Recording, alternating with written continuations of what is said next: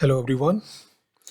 So how to use this transparency tool on photos which does not work properly in a simple way.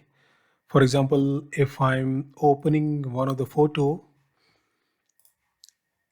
and from here I'm just using Control C to copy and paste it on the page where I want to work,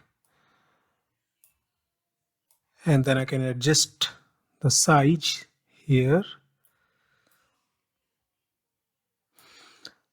Okay, I'm using the snapping tool so that the size can be maintained easily.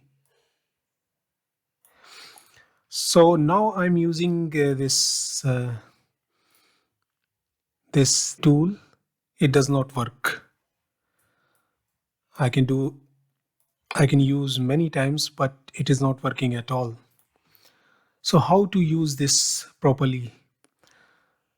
So to use this properly, I just delete this photo, and instead of opening, I will place the photo.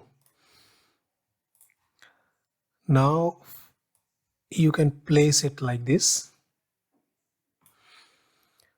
Now you can use this transparency tool. It works properly.